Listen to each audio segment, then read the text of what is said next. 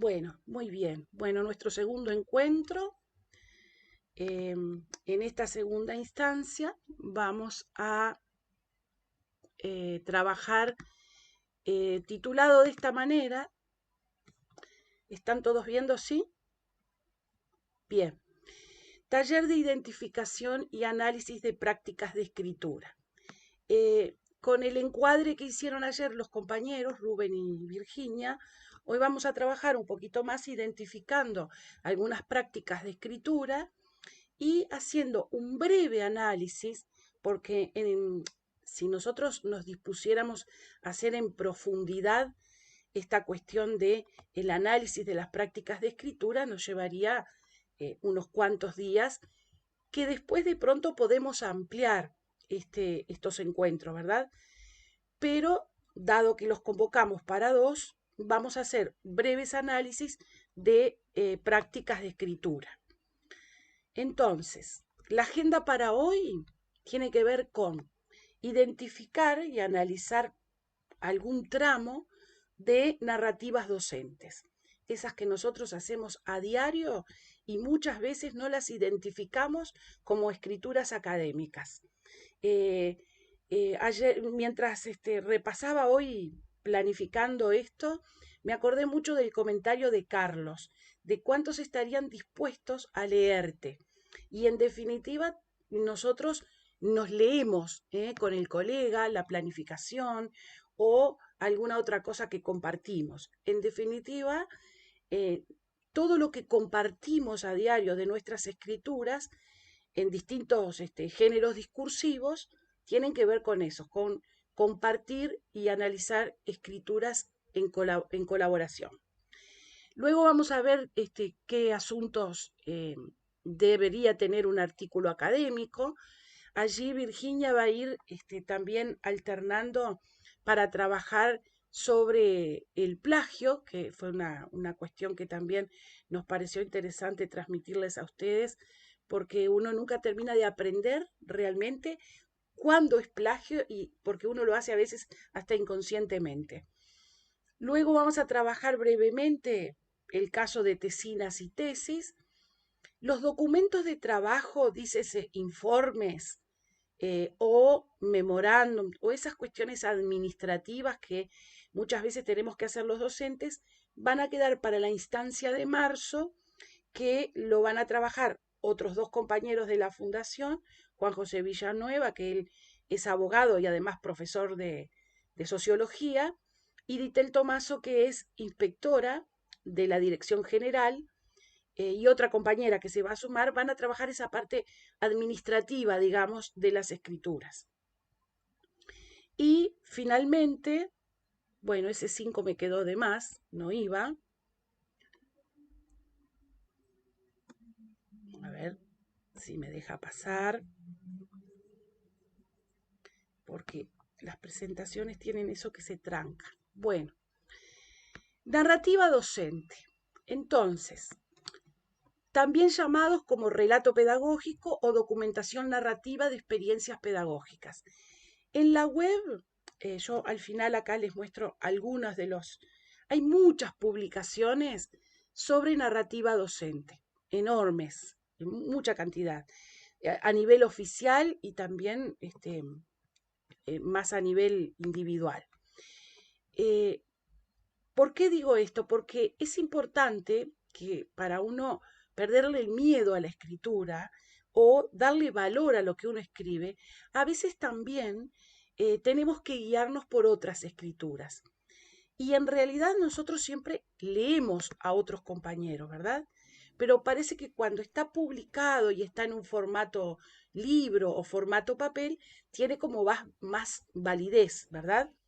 Entonces, van a encontrar ejemplos de narrativas docentes bien valiosas porque están expresadas en el mismo lenguaje que manejamos nosotros, pero desde el punto de vista académico, ¿verdad? Porque la narrativa docente es un trabajo académico, además de ser un género discursivo.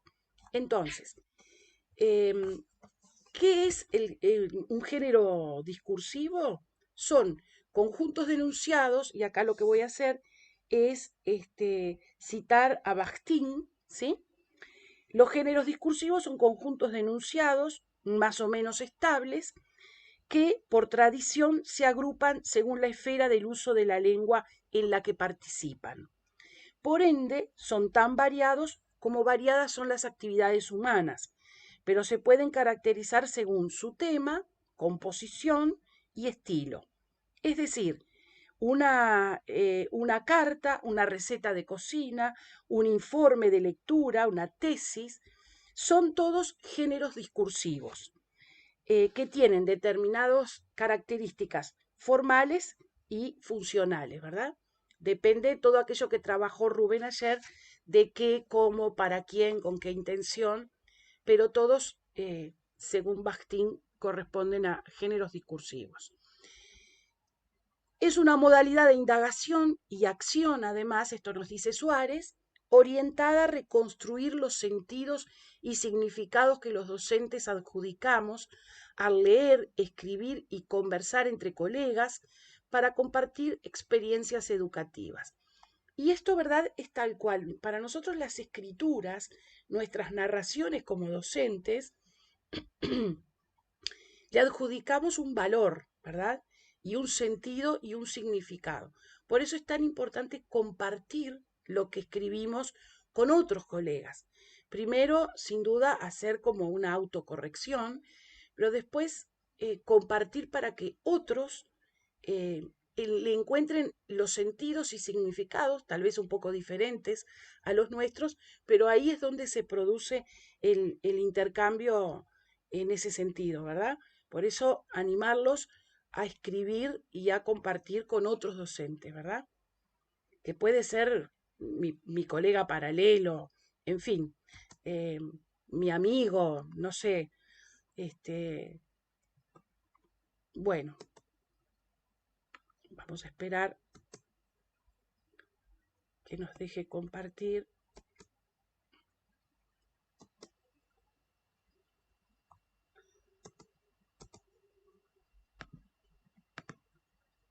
Ahí nos dejó. Bien, entonces, las narrativas tienen unas características particulares que tienen que ver con que vayan pensando ustedes, vamos a ir haciendo este ejercicio. Piensen en una última escritura que hayan hecho a fin de año o ahora, quienes concursaron, por ejemplo, o si tuvieron que hacer una memoria, por ejemplo, al final del curso, o tuvieron que escribir algo sobre la finalización de los cursos sobre sus grupos. Pensemos que esas narrativas son situadas geográfica e históricamente. Es decir, hay una aquí, una ahora, está situado en una institución, en un momento determinado. Las narrativas docentes tienen esa característica. Promueven intercambios horizontales entre colegas. Acá cuando llamamos horizontales nos referimos a qué? De colega a colega, más allá, por ejemplo, de que yo tengo que hacer, entregar una narrativa sobre mi grupo a mi director, por ejemplo, ¿verdad? Pero en definitiva es de colega a colega. Pueden ser también intercambios, bueno, individuales, colectivas o colaborativamente. Aquello que hablábamos ayer de que podemos escribir varios sobre una misma narrativa, sobre una misma temática, ¿verdad? El foco está en lo que sucede a los actores y en las instituciones educativas. Puntualmente, el foco en una narrativa es ese. ¿Qué sucede en las instituciones? Y por eso son narrativas pedagógicas, ¿verdad? O relatos pedagógicos, como también se les denomina. Objetiva las acciones de la práctica y las legitima. ¿Qué significa eso? Que cuando yo escribo sobre mi práctica, indudablemente estoy haciendo una reflexión sobre la misma. Entonces, eso lleva, ¿a qué lleva? A una objetivación de mis acciones que en definitiva las legitima. Las legitima entre uno mismo, ¿verdad? Uno mismo, y las legitima con sus iguales, con sus pares. Ustedes saben que cuando escribimos, eh, podemos recibir una devolución negativa de nuestra escritura, asunto que ayer Virginia trataba, ¿verdad? Pero de alguna manera yo estoy legitimando mi escritura, haciéndola leer por otros, o que otros me hagan la devolución, más allá del carácter de esa devolución, ¿verdad? Pero es un asunto que legitima lo que yo hago y lo que digo sobre mi práctica.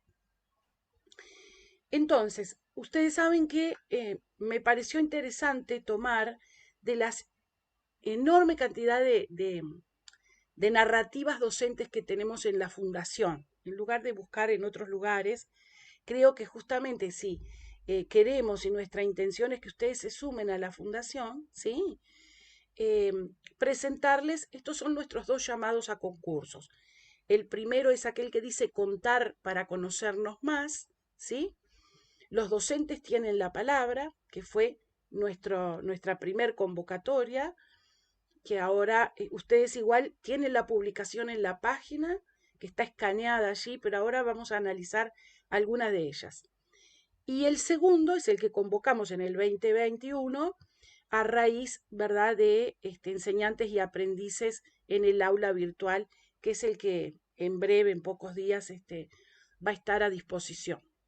Entonces, ¿por qué le damos tanta importancia en la fundación a las narrativas docentes?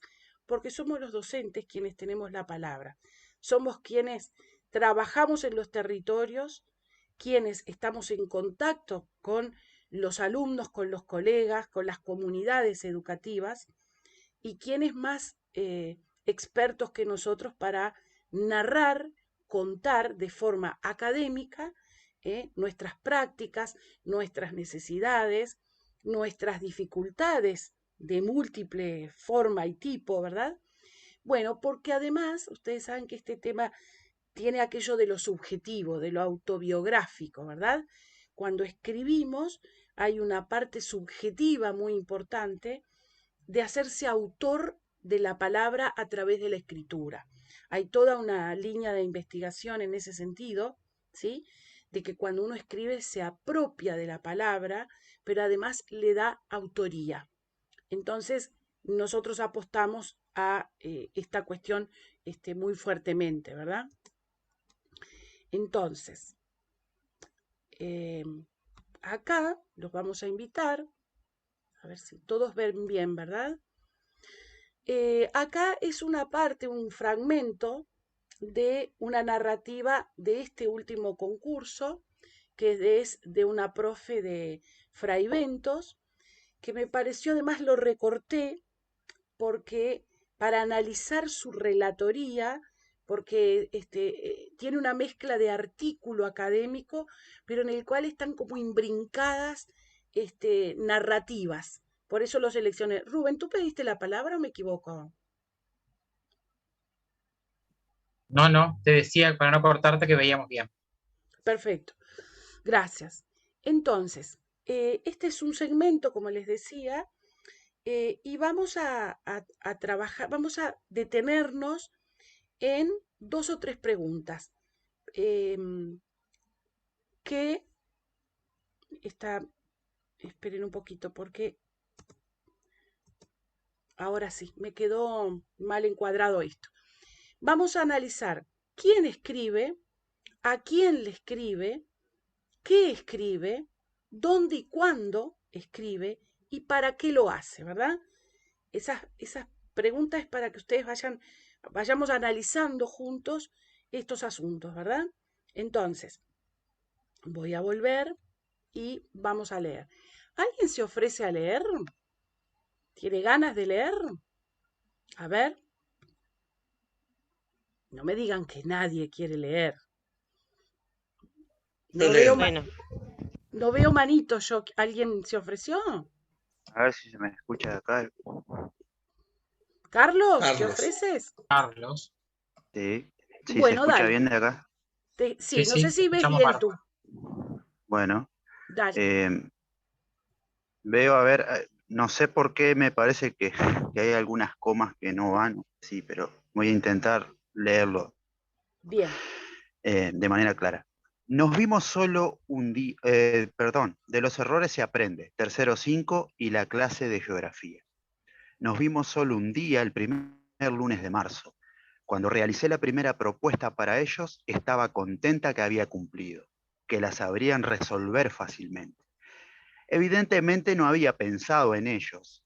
Había propuesto una búsqueda de información sin decirle dónde debían buscar y sin adjuntarles material de consulta. Figura 3. Tampoco fui clara en la descripción de los fines que perseguía con tales preguntas y propuestas. Spirit de Iscalier. Volvía a mí. Cuando era estudiante, llegó a mis manos un ejemplar del libro Espíritus de la Educación, convocados por Mauricio Langón Cuñarro. Volví a su encuentro en el Langón, 1999, expresa. Alguien me contó, cuando yo era chico, que los franceses decían que hay un espíritu que le llaman Esprit d'Escalier. Habita en las escaleras y cuando terminaste una discusión y subís la escalera, te sopla el oído. Debiste haberles dicho esto. Tendrías que haber contestado lo otro.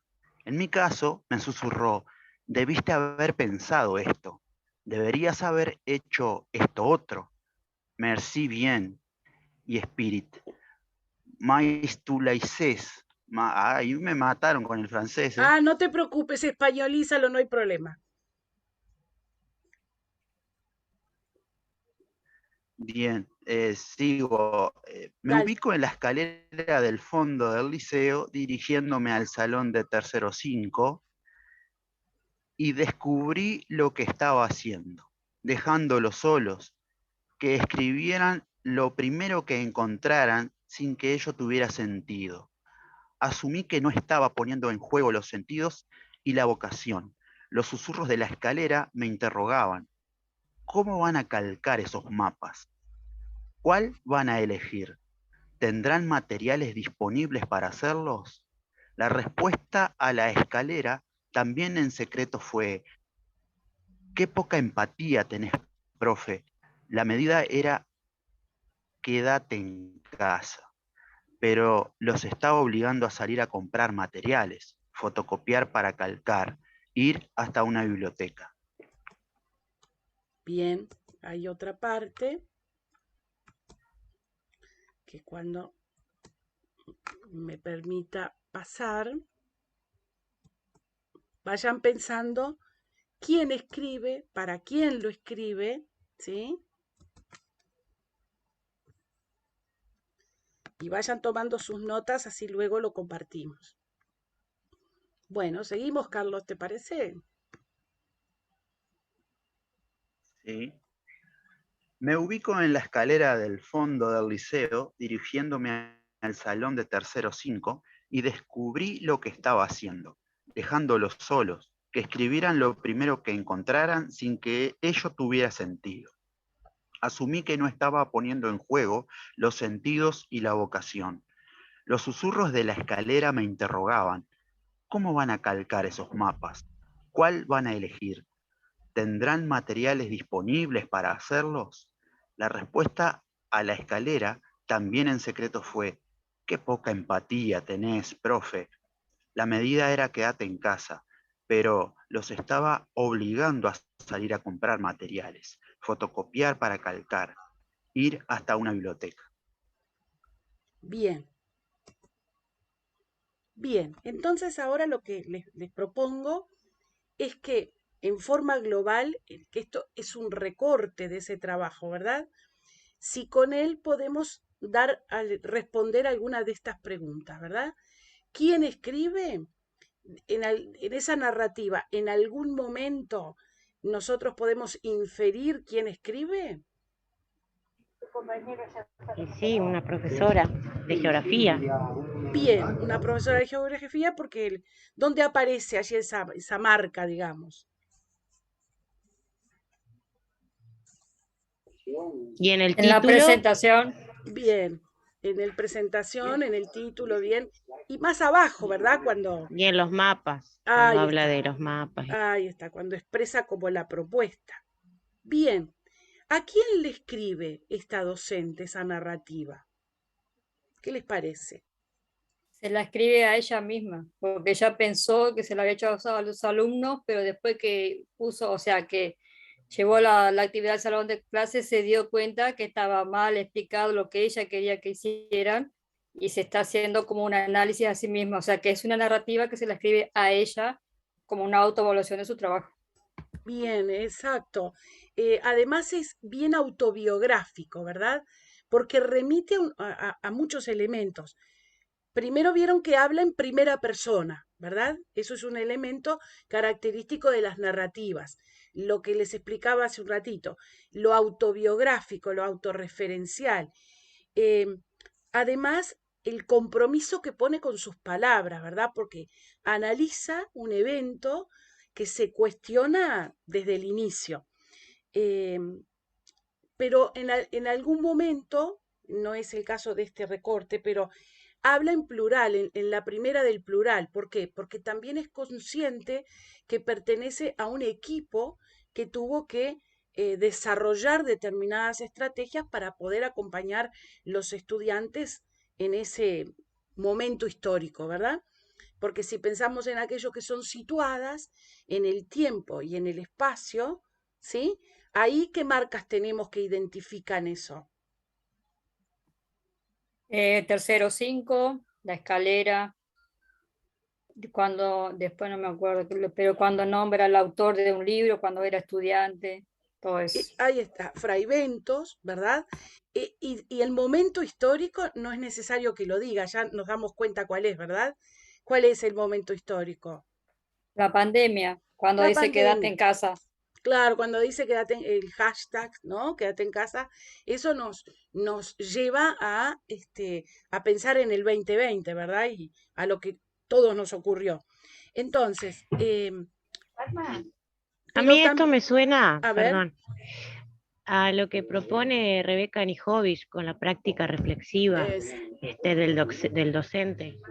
sí, tiene su punto en contacto, exacto, porque es lo autobiográfico que en definitiva, en este caso que estamos analizando, es como curador esa escritura, ¿verdad? Como, digamos, poner en palabras todo aquello que le ocurrió y que esa práctica reflexiva, lo que plantea Nijovic, ¿verdad? Es que tiene como varios niveles, el análisis y la reflexión, pero también hay una meta reflexión, ¿verdad?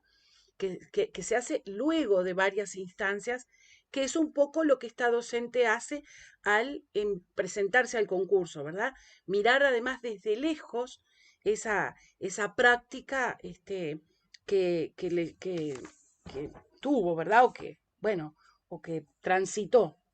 Bueno, vieron que allí, además de los rasgos autobiográficos, aparecen los tiempos verbales. En las narrativas, la primera persona es lo característico y como les decía, cuando se forma parte de un colectivo, aparece la primera del plural. Para quien le escribe, entonces, como dicen muy bien las colegas, para ella misma, pero también en definitiva le está escribiendo para otros colegas. Porque al enviarla al concurso, ustedes saben que la finalidad, ¿cuál es? Compartir experiencias con otros docentes de todo el país.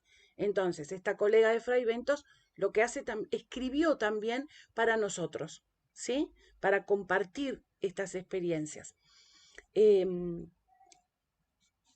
establece entonces como una conversación cotidiana con nosotros mismos. Ahí es cuando el interlocutor es el otro, el que está leyendo, ¿verdad? Y posiblemente nos veamos reflejados en alguna práctica que nos ocurrió en el 2020, similar o con algún rasgo similar a este que plantea la docente, ¿verdad? Entonces, hay fecha, hay lugar, hay contextualización.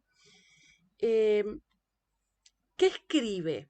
A ver, colegas, ¿qué dicen ustedes? ¿Qué escribe esta profesora?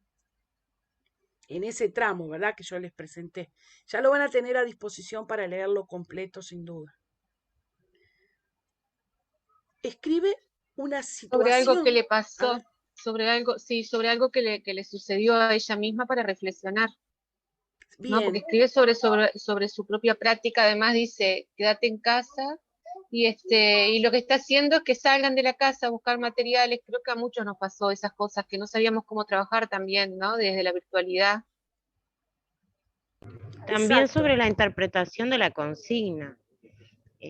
Como que ella se plantea esto de que fui clara, no fui clara, lo que hablábamos ayer también de cómo otro al leer lo que yo propongo en la escritura, a veces omitimos cosas que a veces después nos damos cuenta de que el otro me entendió o no me entendió. Exacto. Pero además se interpela ella misma, ¿verdad? Además, eh, profesionalmente, digamos, se interpela, pero además vuelve a esa historia suya de adolescente cuando le movió tanto esa cuestión del espíritu, ¿no? Y, y creo que eso hace de una introspección bien interesante, ¿verdad? ¿Dónde y cuándo escribe? Bueno, ya lo dijimos, ¿verdad? Es decir, lo escribe desde su profesionalidad y cuando lo escribe posterior, ¿verdad? Al 2020, es decir, en el 2021, una vez transitado ya distintas etapas de la pandemia, ¿verdad? Porque todos hoy también estamos en otra etapa diferente y de todas posiblemente tengamos narrativas de diverso tipo, ¿no? Bien, ¿y para qué escribe? En este caso, el para qué, ¿verdad? Indica, no está acá en este tramo que yo les presento, pero indica que en realidad es para compartir, ¿verdad?, con otros esa experiencia, que en definitiva fue muy, muy gratificante para ella y muy transformadora de su práctica. Creo que eso también nos ocurrió a todos, como dice Adriana. Transformamos nuestra práctica un poco por necesidad y otra por rompernos la cabeza de cómo hacíamos en estas circunstancias, ¿verdad? Entonces, eh, resumiendo un poco allí lo de la narrativa, tenemos algunas síntesis en cuanto a esto muy breve, que es que estos parámetros discursivos tienen que ver con que la narradora asume en primera persona con sus palabras, tiene características autobiográficas y colectivo también, cuando nombra en la primera del plural, hace mención a su trayectoria profesional en forma reflexiva y subjetiva, que valida su relato, pero además lo validan los otros, ¿verdad? Sus compañeros. Escribe para otros colegas y también para otros actores externos, porque en definitiva nosotros, que hoy estamos trabajando con su narrativa, somos actores externos, ¿verdad? Entonces, las narrativas para Carlos y para todos los colegas son un buen inicio, ¿sí? Para escribir y pasarle a otro compañero, léeme esto. Miren, yo lo hago no solamente con los colegas que, bueno, que están presentes, sino también que lo hago con mi propia hija, ¿sí? Ella como está recibiéndose de lingüista, le digo, ¿no me lees? Entonces, y es mi hija, ¿verdad? Es decir, no es docente ella, es una profesional de la lengua, pero todo suma, porque a uno le hacen ver cosas que uno no tiene ni idea cómo es desde el punto de vista estricto del campo de la lingüística, ¿sí? Entonces, la narrativa docente es personal, es subjetiva, así que no tengan temor de escribir y escribir en primera persona, ¿sí? Cuando nosotros decimos, bueno, mi grupo está conformado por tantos chicos y chicas y creo que ahí nos estamos haciendo autores de nuestras observaciones, de nuestras percepciones, pero también de lo que investigamos en nuestra aula. Y eso es muy importante.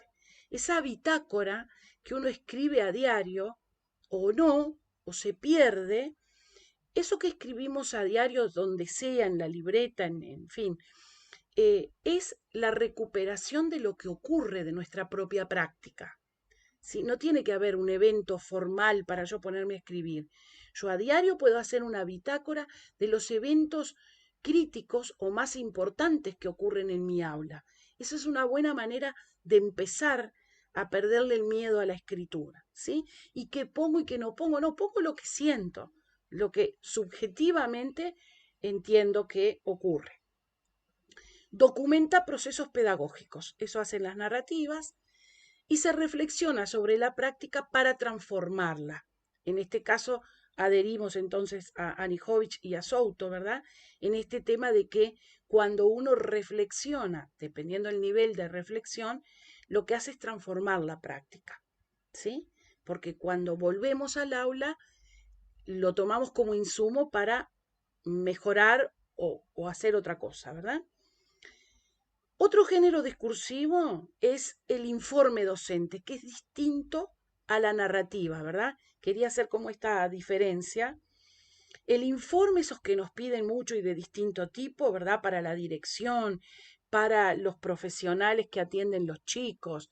Bueno, en fin, vieron que, y en general, los profesionales, sobre todo de la salud, siempre se quejan que los maestros en particular, no sabemos escribir informes para los profesionales, porque indudablemente tenemos distintos parámetros de escritura.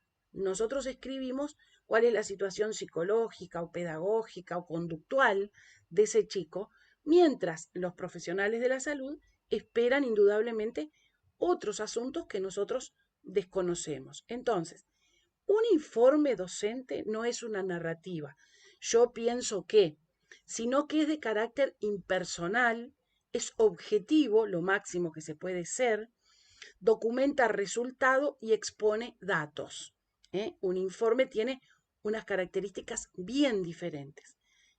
Cuando decimos que es impersonal, quiere decir que se escribe en la tercera del singular, ¿verdad? Que es objetivo, que yo no tengo que hacer valoraciones subjetivas sobre lo que estoy escribiendo, ¿sí? Documenta, este chico tuvo tales resultados, ¿sí? Y se dan los datos, qué sé yo, no me viene ningún ejemplo ahora. Pero vieron que hay una diferencia sustancial entre la narrativa y el informe, ¿verdad? ¿Hasta aquí? ¿Fui clara? ¿Sí? Bueno, no los veo a todos, pero Sí, sí, bien. bien. Sí, Bueno, Rosario. perfecto. Entonces, vamos a pasar ahora a algunas características. No, les quiero mostrar primero. A ver, así ustedes saben dónde ir a buscar esto. ¿Mm? Aquí, ustedes en la página de Fundades. Hay también en la otra publicación unas excelentes narrativas de primaria, de secundaria, de formación docente.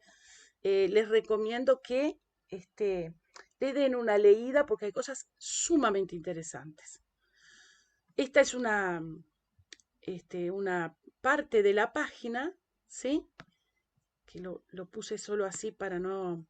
Y acá tienen ustedes el libro que les digo, de los docentes tienen la palabra, donde solamente vamos a hacer un pasaje por el índice para que ustedes vean qué interesantes estas narrativas, que además son de todos los puntos del país, y anterior a la pandemia, que tiene características diferentes claramente, ¿verdad? A ver si se porta bien. Sí, está abriendo. Están escritas a modo de artículo, pero constituyen una narrativa, sin lugar a dudas, ¿verdad? Porque cuentan experiencias a partir de problemas y cómo las comunidades resolvieron esos problemas. Por ejemplo, el premiado de, a ver si me deja pasar, ahí estamos, acá. Por ejemplo, miren, Mi barrio, mi lugar es una experiencia exquisita de Rocha, de un barrio de la ciudad de Rocha, donde, les cuento brevemente porque es bien interesante que ustedes lo lean, los niños tenían dificultades para ir a un cumpleaños porque las calles no tenían nombre. O cuando llegaban las ceibalitas a los hogares, no recibían sus ceibalitas porque las calles no tenían nominación. De manera que estas maestras hicieron con niños de primero y segundo todo un proyecto para nominar esas calles. Hicieron toda una investigación, imagínense geografía, básicamente de ciencias sociales, pero estudiaron toda la topografía del barrio, por qué razón no tenía el nombre, en fin, se contactaron con la intendencia y esos niños lograron que la intendencia pusiera nombre a las calles, pero ¿qué nombres? Nombres que eligieron ellos. Y a partir de ahí se dio una cuestión muy interesante, y es que en otros barrios comenzaron a hacer el mismo proyecto. Entonces, eso es situado, sin lugar a dudas, y lo presenta en forma de narrativas estas docentes. Después hay otro que es sobre un liceo, sobre la convivencia escolar, sobre bibliotecas de aula, sobre proyecto este es de formación docente de San Ramón. Después hay muchas menciones especiales, como verán, ¿sí?, que tienen que ver con distintos temas: gesto gráfico, educando para la alegría y el goce mediante el lenguaje expresivo, juntos somos más. Estas son todas experiencias pedagógicas de secundaria, de media. Una experiencia de alianzas pedagógicas, Tardum, modelo de Naciones Unidas del liceo, violencia de género, evaluar desde otra mirada, leyendo entre otros, alfabetización, la experiencia de aprender a aprender.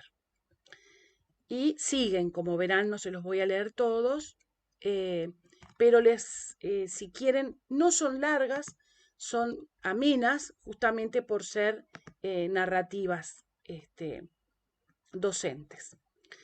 Bien, entonces, ahora vamos a pasar a el tema de los artículos, ¿verdad?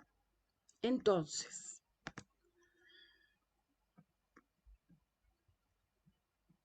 vamos a compartir aquí.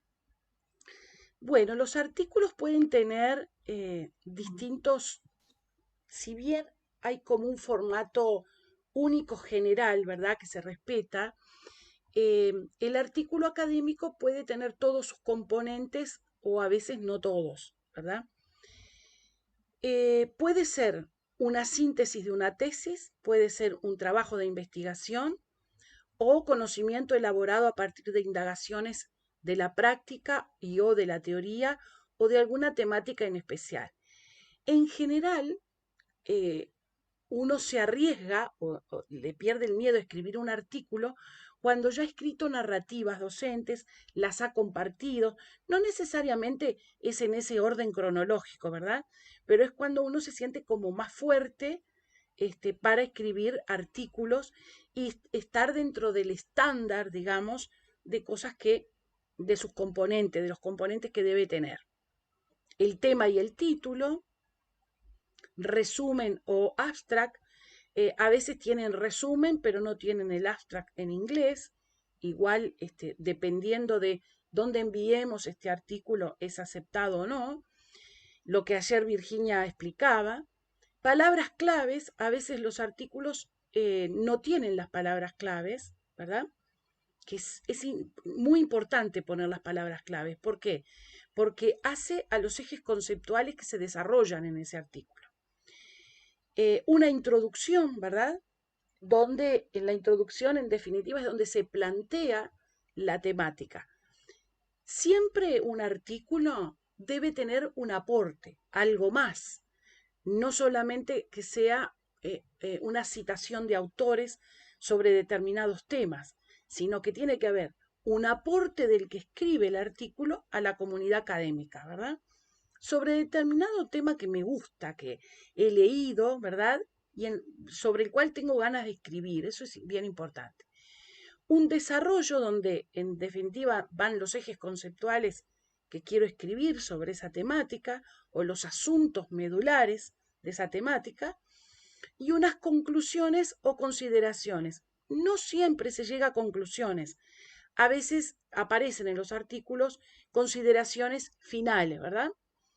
Y finalmente, la bibliografía consultada y citada. Hay muchas formas, hay gente que pone solo la bibliografía, toda la consultada, hay gente que lo pone consultada y citada, ¿verdad? Bueno, eso también depende de qué cuestiones, a dónde vamos a enviar el artículo. Es bien importante que consideremos, esto que Virginia ayer les decía, consideremos bien las pautas para enviarlo. Y acá vamos a trabajar sobre un artículo, que si no me equivoco es este,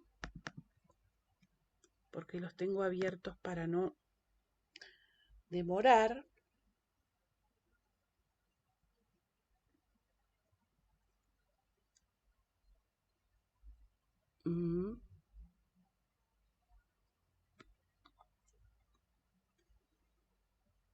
Ahí está.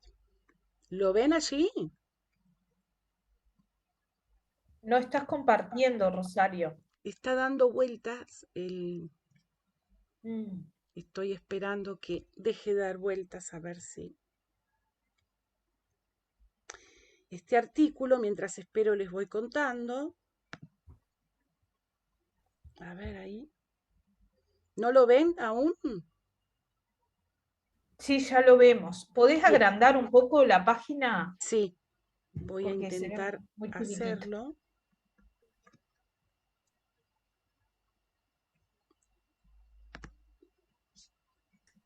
A ver. Están viendo el artículo, ¿verdad? Sí, sí, sí, lo Porque estamos viendo. a mí me aparece... Da igual, Rosario, te decía por si se podía. No, me aparece el PPT, por eso estoy Ah, en está. este momento. Viste que los veteranos con el tema de la vista estamos complicados. No, ¿sabés que además esta compu no quiere? Hace días que me ocurre. A ver si dejo y me deja de nuevo. Capaz que lo agrandás antes de compartir. Sí, voy a intentar, demora. Se ve que tengo muy cargada esta compu.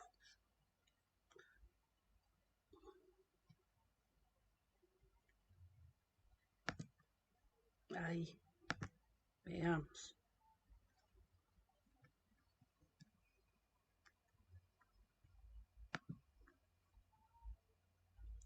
Voy a intentar agrandar. ¿Ven allí? ¿Ahí está bien de tamaño? Sí, ahí ¿Sí? se ve bárbaro. Bien. Ahí se ve bárbaro, Rosario. Bien, genial. Bueno, entonces, esto es un artículo, disculpe lo autorreferencial, pero es un artículo que escribí para la revista Superación del Instituto Normal y es la síntesis de una tesina. Entonces, un artículo es complejo cuando uno quiere de un trabajo muy amplio. Bueno, los compañeros que han escrito saben bien eso. Sintetizar es una de las cosas que más trabajo. ¿Qué sintetizo? Vieron que uno tiene como la percepción de que no puede quedar nada afuera. Entonces, fue lo que me pasó en este artículo. Van a ver ustedes que hay poco párrafo, sino que es como, no quería dejar nada afuera. Después con el tiempo uno dice, bueno, no, había que recortar un poco más para que la lectura no sea tan densa, ¿verdad? Entonces, simplemente acá lo que vamos a hacer es analizar un poquito a qué refiere el título. Acá no aparece el resumen, sino que aparece a modo de introducción, es decir, presento el tema directamente, ¿verdad? ¿Alguien quiere comentar el título?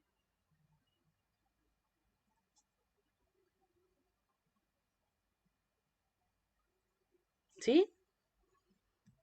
El aula escolar como espacio singular de teorización de las prácticas en la enseñanza de la historia. ¿Sí? Tiene que ver con un proyecto de investigación en el cual se pretendía yo transformar mi aula de historia en un espacio de teorización de las prácticas, ¿sí? Entonces, en la introducción, como verán aquí, es breve y aparecen como el asunto medular de la presentación del tema, que es lo que yo quiero decir, ¿verdad? Entonces, lo primero que refiero ahí es la intención que tengo. A ver si alguien quiere leer cuál es la intención de este artículo. ¿Alguien se Leo, ofrece? Dale, claro. Leo, Dale, Luis. sí, ¿Ves bien? sí, me voy a acomodar con el multifocal. Puedo A un modo, no hay poquito más problema, no hay problema. agrandar. A ver. Ahí. Ahí está genial. A modo de introducción. El presente trabajo tiene como intención compartir algunas ideas y poner en palabras una cuestión por demás compleja como lo es la enseñanza de la historia en la escuela. Pretende abordar la temática del aula como espacio de construcción didáctica y la reflexión como elemento de autoformación. La construcción de conocimiento histórico y el análisis de las prácticas de enseñanza aparecen en los últimos tiempos como temas en la agenda educativa, tanto de quienes enseñan como de quienes investigan. En relación al campo de la investigación, podemos decir que existen escasos estudios en los que se pretende generar teoría en torno a aspectos específicos en la enseñanza de la disciplina histórica, como la narración historiográfica, los problemas sobre la enseñanza y el aprendizaje en relación al currículum y el papel del relato como estrategia de construcción de conocimiento en el nivel escolar. Esto nos hace pensar en las razones por las que la historia, en su conjunción entre la exploración de la historiografía y la reflexión sobre los fundamentos, razones y fines de la enseñanza, nos despierta demasiado interés por su abordaje. Bien, vieron que ahí lo que presento es la intención y el eje conceptual, es decir, la construcción del conocimiento histórico, el análisis de las prácticas y además el relato en la clase de historia como narración historiográfica, ¿verdad? Y cuáles son los problemas sobre la enseñanza y el aprendizaje que genera esto en las aulas. Allí parece un poco engorroso porque vieron que está como denso. Ahí fue como en los primeros artículos que hice y vieron que ahí está como densa la lectura que dice, ¿qué dice acá? ¿No? Bueno, eso también ocurre. Uno después empieza como a depurar qué escribe. Mirar con nuevos ojos, allí empiezo como a desarrollar, ¿sí? Según autores, además, qué es el aula, ¿sí? Porque es un espacio singular. Vieron que ahí yo voy poniendo como subtítulos cuando quiero referirme qué es lo que quiero mirar con nuevos ojos. Esos son títulos que uno escribe, que uno piensa, ¿sí? No, quiero que miremos con nuevos ojos qué cosa. Entonces los subtítulos ayudan también al lector a orientar qué es lo que uno quiere decir, ¿verdad? Entonces, el aula como un espacio singular no es solo ocupar el aula, también tiene que ser habitarlo, darle sentido a todo eso.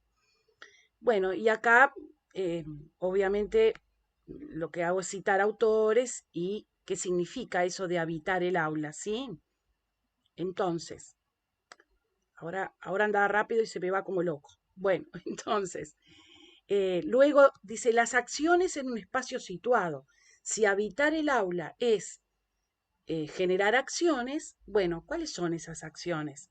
Vieron que yo voy como desarrollando en distintos momentos con subtítulos, que es una manera, ¿verdad?, de lo que quiero decir. A veces la introducción puede ser larga y sin subtítulos también, o el desarrollo, ¿verdad? Puede ser en un solo bloque. Enseñar historia y identifico qué quiere decir enseñar historia, ¿sí? Narraciones identitarias y las interpretaciones del pasado, bien, ahí me voy más profundo a lo que es una narración histórica. Ahí también cito algunos autores, sobre todo desde la historiografía, ¿verdad? Ahí me voy a lo didáctico, Vieron ahí hay algunas citas. Virginia, interrumpe cuando tú quieras para hacer los aportes que quieras, ¿verdad? Bueno, allí Sí, sí bien, bien. autores desde la didáctica, ¿verdad? Que todos conocemos. Y acá quedó mal editado, indudablemente, pero digo, las prácticas es un cruce de caminos, ¿sí? Entonces, allí desarrollo miren esto, qué densidad, no quiere leerlo ni nadie, ni el mejor fan, porque es de una densidad tremenda, vieron que no hay espacios ni, pero pues yo quería poner todo ahí adentro, no tenía que faltar nada. Por eso sintetizar es complejo, a mí se me dificultó montones. Eh, y luego dice las prácticas de enseñanza en su dimensión formativa. ¿M? ¿Para qué enseño historia en un aula escolar? Y como verán acá, en conclusión, la conclusión es breve, ¿sí? ¿Por qué? Porque mi intención era dejar planteado este asunto. ¿Es posible en mi aula de historia o de la disciplina que sea, es posible teorizar sobre cómo se enseña, se aprende, en este caso con el relato historiográfico y los historiadores? Bueno, la conclusión es dejar planteado esa inquietud por analizar esos procesos reflexivos. Bueno, y allí está la bibliografía, como verán, citada, ¿verdad? Entonces, Rosario, sí, disculpa que te interrumpa.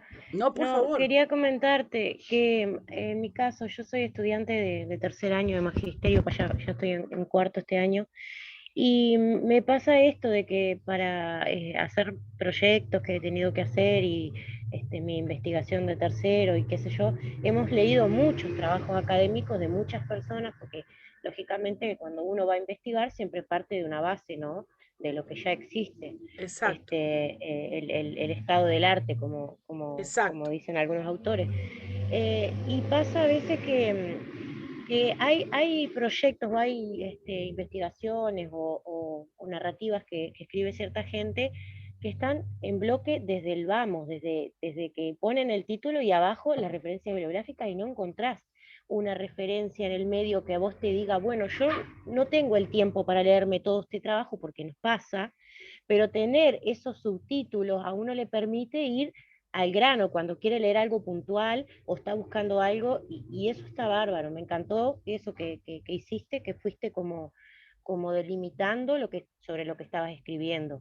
Sí, obviamente esa parte que está en un bloque, que es un párrafo muy, muy, muy largo, que ya igualmente se hace denso, como tú misma lo decías, pero sí quería resaltarte esto porque nosotros los estudiantes de magisterio o de profesorado leemos muchos trabajos académicos de otras personas y nos dificulta a veces la lectura cuando no le ponen justamente los Sí, subtítulos, ¿no? ¿A qué se están sí. refiriendo? Ahí lo que tú decís, Valeria, es bien interesante, eso me lo enseñó algún tutor a lo largo de la vida académica, y es que cuando uno hace rastreo, ¿verdad? Lo preliminar que uno hace, que es el rastreo, ¿verdad? Sobre el tema, lo importante en general cuando uno busca tesis y ese tipo de cosas es leer el resumen y las conclusiones, ¿verdad? ¿Por qué? Porque el resumen, en definitiva, ahora vamos a ver uno, el resumen te da el panorama de lo que trata esa tesis o ese trabajo. Y las conclusiones son bien importantes, ¿por qué? Porque te pueden dar un hilo de pensamiento para definir tu tema, ¿sí? Entonces, si me interesa la voy a leer toda, por ejemplo, ¿verdad?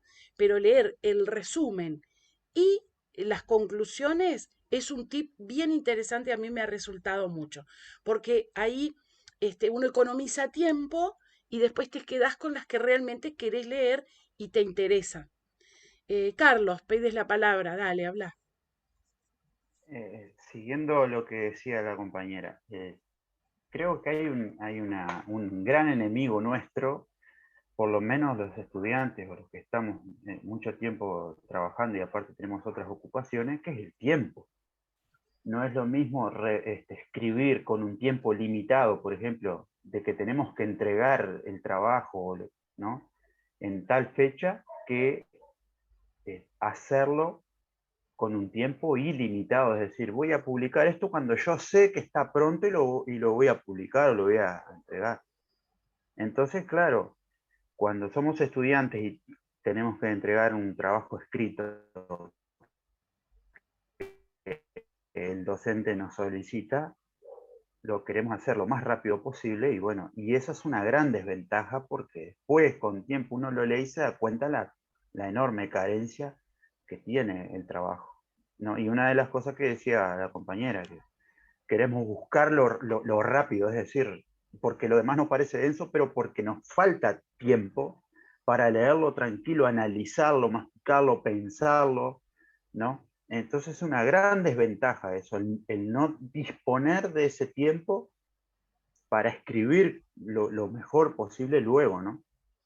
Se puede hacer también un fichaje, vieron que eso es metodología que cada uno organiza, ¿verdad? Cuando lee.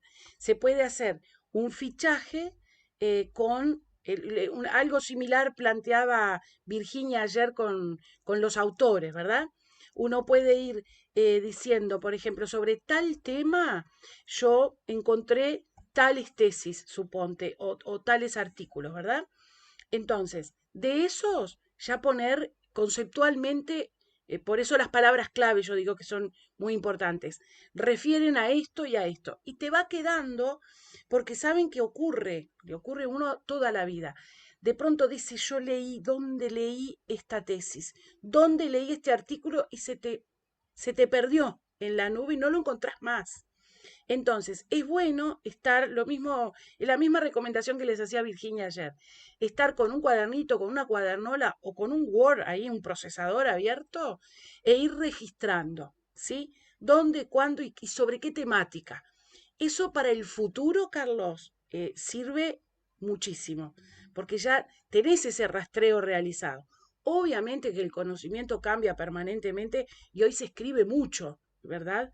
Y hay que tomar como las más actualizadas, las últimas. Pero sirve también para la referencia de los autores. Eso también es metodología, uno lo va aprendiendo. Vieron que eso no se enseña en ningún lugar. Y tampoco en la formación inicial nos enseñan eso. Uno va como a golpes, digamos, adoptando como una metodología de trabajo que es propia. Porque nosotros les podemos dar algunos tips acá de cómo hacer, pero en realidad la metodología es propia. Y es bien importante, también lo aprendí de una tutora, la organización. Cuando nosotros nos organizamos y destinamos un tiempo específicamente para, por ejemplo, registrar qué artículos hablan sobre tal temática, ¿sí? Entonces eso organiza mucho el trabajo sin duda. No siempre, y Eh, de acuerdo contigo totalmente, existen los tiempos. Eso es así.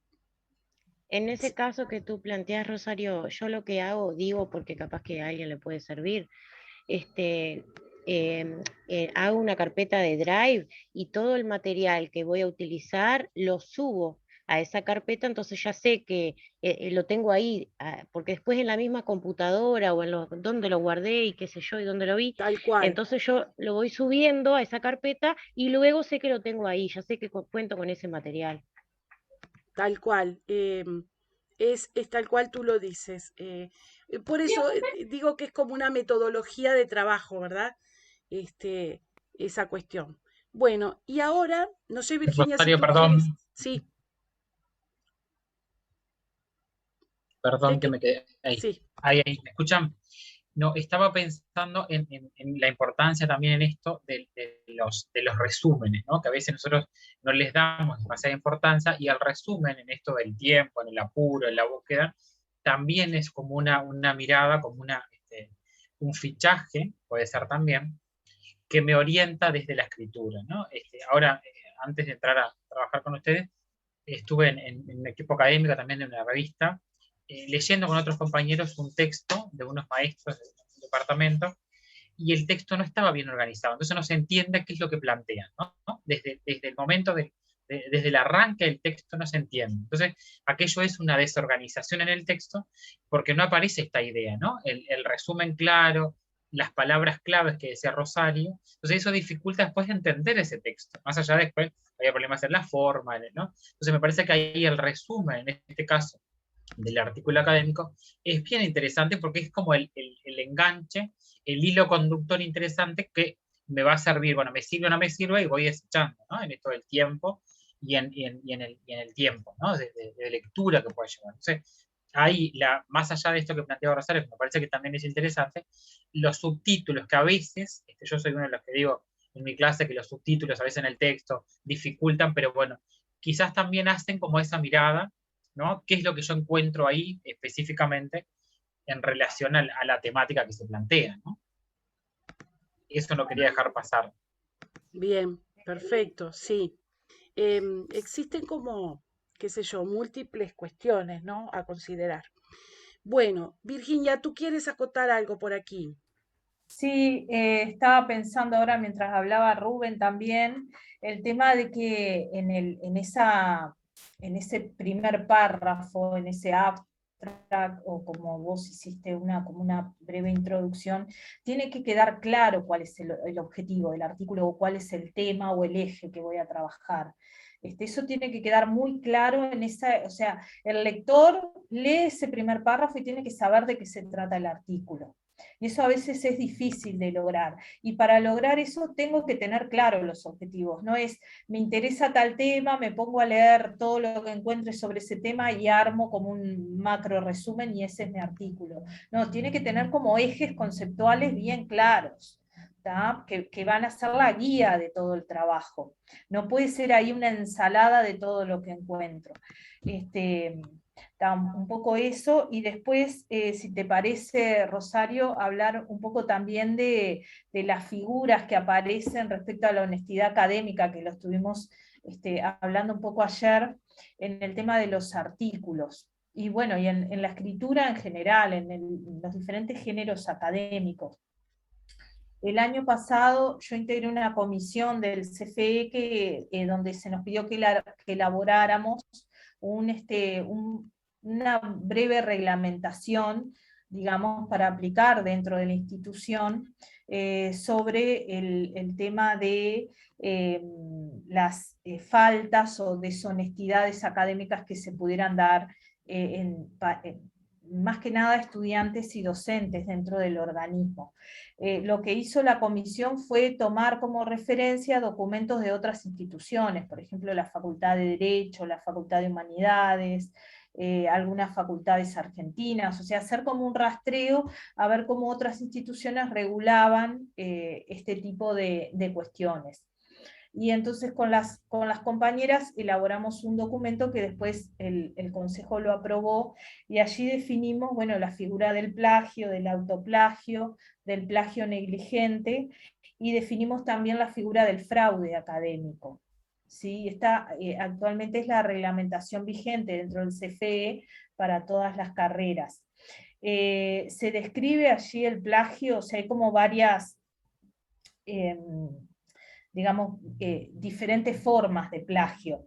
Cuando se transcribe textualmente sin entrecomillar, que es un poco lo que hablábamos ayer, y que bueno, y que ahora veíamos en el texto que mostró Rosario, que bueno, que aparecían citas entrecomilladas y referenciadas. ¿Se acuerdan que dijimos que siempre va a la página cuando yo tomo textual? Cuando se parafrasea un texto, argumento o información sin asignar procedencia, que eso también lo vimos ayer, ¿se acuerdan? Si yo tomo la idea del autor y al final no pongo el autor y el año, eso también es plagio. Es como si yo lo estuviera copiando textual, porque la idea no es mía. Y otro tema que es bien interesante es cuando se incorporan imágenes, sin acreditar la fuente. Entonces ahí también estoy incurriendo en un plagio. Bueno, obviamente cuando se presenta un trabajo ajeno como propio, o sea, ahí se definen como varias situaciones dentro de lo que es el ámbito académico del Consejo de Formación en Educación, que configuran plagio. Después la figura del autoplagio, que también a veces suena como extraño, es cuando me plagio a mí mismo. O sea, Rosario mañana escribe un artículo y toma algo que escribió para este artículo que nos mostró, y como lo escribió ella, lo copia ahí, y eso es autoplagio, y es una deshonestidad académica. Ella tiene que citarse a sí misma, tiene que poner BUE, entre comillas, con el año de publicación de este primer artículo. ¿Sí? Después está la figura del plagio negligente, que se considera plagio negligente cuando surge del análisis de un caso particular de plagio o de autoplagio, surgen como fuertes evidencias de falta de intencionalidad. O sea, como que la persona sí cometió ese plagio o ese autoplagio, pero que no fue intencionalmente. Marcela, ¿tenés la mano levantada? Sí, señora, tengo. ¿Cómo andan? Bueno, bien. Sobre eso que estabas hablando del autoplagio, en el caso de Rosario, bueno, que ya tenía publicado un artículo. A nosotros nos pasaba como estudiantes de formación docente que hacíamos investigaciones, los segundos parciales, que eran trabajos en equipo, y para el año siguiente, por ejemplo, si seguíamos con la misma temática o nos interesaba tomar la misma temática, no queríamos caer en ese autoplagio al tomar trabajos anteriores, pero no sabíamos cómo hacerlo, porque en un momento llegamos a publicar en algún blog para poder citarnos y referenciarnos, porque si no, no... Pero eso lo hicimos porque se nos ocurrió, porque no teníamos la manera de que no fuera autoplagio. Claro. Pero sin copiar del mismo, era tomando como referencia. Claro. No supimos cómo hacerlo. Sí, en realidad aunque tomes la idea, también tenés que hacer la cita, digamos. La cita, claro. Ahí va. Pero para citarlo... Claro, es sobre todo cuando el trabajo está publicado. En el caso de ustedes, de todas formas, para ser honestos académicamente, pueden poner trabajo presentado para tal asignatura y el año en que fue presentado. Pero esto es importante porque a veces uno tiene cosas escritas y se olvida si eso lo puso en alguna publicación o no, y siempre hay que estar como autovigilándose. Para no estar copiándose a sí mismo o escribiendo siempre lo mismo. Perdón. Sí. Virginia, ¿cómo era eso? ¿Cómo es eso de la no intencionalidad o de alguna manera cómo quien juzga de alguna manera, ¿no? Entre comillas o no tanto entre comillas, el trabajo de otro, cómo comprueba, digamos, que no fue intencional? Sí, ese es un tema que ha surgido respecto a esta reglamentación, porque fíjate lo que dice el artículo, dice, se considera que existe plagio negligente cuando del análisis de un caso particular de plagio, de autoplagio, surgen fuertes evidencias, ¿tá?, de falta de intencionalidad, ya sea por desconocimiento de las reglas académicas o por desprolijidad técnica al momento de dar reconocimiento a una fuente empleada. Por ejemplo, si llega a la dirección de una institución, Rosario, tú cualquier cosa intervení porque estoy tratando de armar un ejemplo que capaz, una denuncia de plagio por parte de un docente, ¿tá? Supongo que no es lo mismo si el docente es de primer año y está iniciando su carrera y tal vez todavía no está adaptado a las normas, a las formas académicas, o es un estudiante ya de cuarto año con cierta trayectoria, y allí se verán los matices para ver si hay, como dice acá, si surgen fuertes evidencias de desconocimiento o de... Vieron que soy profesora de Derecho, las normas jurídicas siempre implican algo de subjetividad y de interpretación por parte de los actores. En este caso, quien está a cargo de las sanciones son los directores de los liceos, porque esto remite al estatuto del funcionario docente o al estatuto del estudiante. Del CFE. Entonces, en ese caso son los directores de los liceos. Vieron que el reglamento del estudiante pone un tope, creo que son hasta 20 días si fuera una suspensión, y si no decide el consejo. Pero eso está ya reglamentado en la norma anterior. En ese caso la comisión no innovó, se refirió a que las sanciones son las sanciones ya estipuladas tanto en el estatuto para el caso de docentes o en la reglamentación para estudiantes que está en el Sistema Único Nacional de Formación Docente para los estudiantes. Y después aparece la figura del fraude, ¿tá? Que dice, bueno, además del plagio y del autoplagio, se considera fraude académico, y ahí relata diferentes situaciones que son muy no, pero a veces bastante cotidianas en las aulas. Elaboración de un trabajo académico por una persona y su presentación como perteneciente a otra, identificarse, firmar, dar presente o efectuar presentaciones invocando ser otra persona. La participación de un estudiante en un grupo sin realizar la parte proporcional de trabajo requerido. ¿Vieron cuando los estudiantes vienen y te dicen, profe, nosotros somos 4, pero fulanito no hizo nada? Es como muy antipático, pero se dan esas situaciones. Bueno, eso aparece acá como fraude. Pero fíjense lo que aclara al final en el artículo 5. Dice, las inconductas referidas en los apartados 1 y 4 de este artículo comprenderán a todos los partícipes de la maniobra, más allá de que el trabajo académico, tarea, prueba o examen corresponda a uno solo de ellos. O sea, si en un grupo, por ser buen compañero, puse el nombre de un compañero que no hice nada, y eso sale a la luz, la sanción va a ser para todos los integrantes del grupo. O sea, esta reglamentación, ya les digo, se aprobó el año pasado por el CFE para docentes y estudiantes, o sea que todos podemos incurrir en algún tipo de deshonestidad académica. Y después lo que trae son las sanciones, como yo les decía, que remite a esa reglamentación, y la posibilidad de un comité de ética si alguna de las dos partes lo considera necesario. Tanto la dirección como el estudiante o el docente afectado puede pedir que se conforme un comité de ética y que sea el comité de ética quien evalúe la situación.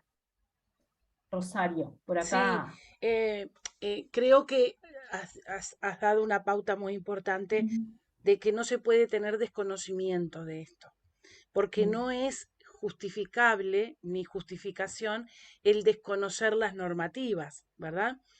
Entonces, además me ocurrió personalmente de ser lectora de una tesis y estar leyéndome a mí misma, y fue una situación para mí muy compleja, porque uno tiene que dilucidar si hubo intención o no, y es muy complejo desde, que con un colega, hasta tratar este tema. Es bien ético, y por eso no puede haber desconocimiento. Tenemos que conocer todo eso para no incurrir en estos errores, ni voluntaria ni involuntariamente. Así que me parece muy importante esto que debemos, sobre todo ustedes chicos que son todos, ¿no? Pero ustedes que son estudiantes tienen que tener bien presente, y además compartirlo con sus compañeros cuando están haciendo un trabajo, ¿verdad? Nos puede ocurrir esto, como traía Marcela recién, bueno, buscaron a ver de qué manera lo podrían hacer. Bueno, eso se llama responsabilidad, ¿verdad? De presentar estas cuestiones académicas dentro de la normativa, digamos. No existía esta normativa, por suerte ahora existe y tenemos que ajustarnos a ella. Antes, como no existía, era más complejo todo esto. Bien, bueno, ahora lo que les quiero mostrar es, vamos a mirar un poquito cómo está compuesta esta tesis, ¿sí? Bueno, es en Flaxo, eso es. Les cuento que en el CFE hay un repositorio, lo deben conocer, pero se los recuerdo, RIDA, ¿verdad? Donde allí ustedes pueden encontrar muchísimos artículos y tesis de distintas temáticas. Ustedes entran a la página del CFE y arriba tienen el logo. Con Virginia conversábamos el otro día que, bueno, de pronto no todo es de una excelente calidad, pero puede ser una referencia para ustedes también. Bueno, esta tesis, vieron que tiene otros componentes. Además, sí. Perdón que te corte, Rosario, no, dale. que además el año pasado nos hicieron nos hicieron una clase, una explicación desde el repositorio a los institutos. No sé si habrá sido para todo el país, pero por lo menos en Trinidad, de donde soy yo, sí. Y bueno, y explicaron que a partir de ahora todas las tesis, que son ensayos en realidad, está mal dicho tesis, lo que tenemos entendido, de magisterio y de profesorado entran al repositorio. O sea que también algunas normativas, cuando estamos construyéndola, tenemos que tener en cuenta porque si no después nos mandan para atrás que tenemos que hacer las correcciones. Entonces está bueno saber desde el vamos ya cuáles son los requisitos para no después tener que estar volviendo para atrás para acomodar todo, porque ya es obligatorio que entren las tesis, los ensayos en realidad Claro. de magisterio y Me parece profesorado. bien interesante dos cosas, una que son ensayos, ¿verdad? Los que se hacen en los institutos de formación son ensayos. Las tesis son resultados o escrituras de investigaciones. Y que vayan al repositorio, yo siempre digo que es un respaldo. Donde se publique, queda en la web, queda en línea, y eso evita muchas veces o facilita que uno detecte fácilmente si está plagiado un trabajo o no, ¿verdad? Pero además es un respaldo académicamente que esas producciones estén en el repositorio, pero no son tesis, son ensayos. Pero bueno, celebro que hay cosas muy bien escritas que se perdían si las instituciones no los colgaban en sus páginas web, no había un repositorio institucional del CFE que recopilara todos esos ensayos. Bueno, esta tesis, acá tenemos el título, ustedes saben que la portada ya depende de la universidad, pero la portada ya tiene que tener todos los elementos institucionales, el título, ¿sí? Para qué se presenta esa tesis, para obtener qué título. Bueno, después vienen los datos, obviamente, dedicatorias que pueden estar o no, eso es a a preferencia de quien escribe, ¿verdad? Los agradecimientos también. Luego el índice, ¿sí? Allí, en general, bueno, se hace electrónico, claramente, ¿verdad? Que da un buen trabajo hacerlo, donde está desarrollado paso a paso los términos que luego se detallan, ¿verdad? En general, además del índice, ¿sí? Se pide un glosario de términos y abreviaturas, no en todas las universidades, pero en general sí, porque el lector, el experto o el no experto, muchas veces, si te leen, por ejemplo, a nivel global o en Latinoamérica, ¿sí? No tienen por qué saber qué quiere decir CODICEM o qué quiere decir CFE, ¿verdad? Es decir, las siglas es importante que haya ese glosario y también de términos que uno elabora en la tesis, ¿verdad? Todo eso es bien importante que aparezca. El resumen, acá cuando hablábamos del resumen, que no puede ser más de 200 palabras, en general es estándar eso, ¿verdad? En ese resumen se sintetiza qué presenta la investigación y en general está ya determinado, en este caso era un estudio de caso, sobre un discurso en las prácticas de enseñanza de los formadores de ciencias sociales, se plantea el problema, ¿sí? ¿Cuál es el objeto de estudio? Los objetivos que se propone con esta investigación, el investigador, la investigadora, la finalidad y la metodología de trabajo, ¿sí? Eso no puede faltar en el resumen, por eso les decía que es importante cuando uno rastrea leer el resumen y las conclusiones. Ahí me doy cuenta si me interesa y lo sigo leyendo, ¿verdad? Entonces, rebobinando un poco, tiene que ver con el planteo de la temática, el problema, los objetivos, la finalidad y la metodología de trabajo. Y como verán abajo, que tanto les insistía, las palabras claves. Si yo voy a las palabras claves y digo, bueno, esta tesis habla de discurso pedagógico didáctico, formación continua y práctica reflexiva. Bien, resulta que yo estoy estudiando sobre práctica reflexiva o sobre el discurso y capaz que hay algo de esta tesis que a mí me puede interesar, ¿sí? Bueno, luego el abstract, que es en inglés claramente, ¿sí? Da a las tesis, además de que es obligatorio, da como otra facilidad al lector, por ejemplo, que no lee español, ¿no? Es decir, por lo menos en el abstract está plasmado eso. La introducción, ¿sí? Lo que decíamos hoy, allí vieron que tiene una forma de citación particular, lo que les expresaba ayer y hoy también Virginia, ¿verdad? Si es de más de 40 palabras o menos de 40 palabras, ¿sí? Sin comillas o con comillas, el año y la página, bueno, en fin, todas esas. Igual ustedes saben que las universidades tienen matices en esto, ¿no? En el caso de Flaxo, ellos tienen determinado formato de citación, ¿sí? Por eso ayer cuando hablamos de las normas APA, bueno, pueden ser normas APA adaptadas a la institución, a la organización, ¿verdad? Que lo plantea. Bueno, y allí tenemos la introducción, entonces, esta es un poco larga, esta introducción, vieron que tiene que ver con lo que uno estima que tiene que poner como introductorio de la temática, y luego las tesis se elaboran en capítulos, ¿verdad? En general, el primer capítulo refiere al marco teórico y lo que por allí las compañeras hoy decían, el estado del arte o los antecedentes teóricos. Ahí ya hicimos esas indagaciones preliminares y nos quedamos con algunas cuestiones que me van a servir como marco teórico.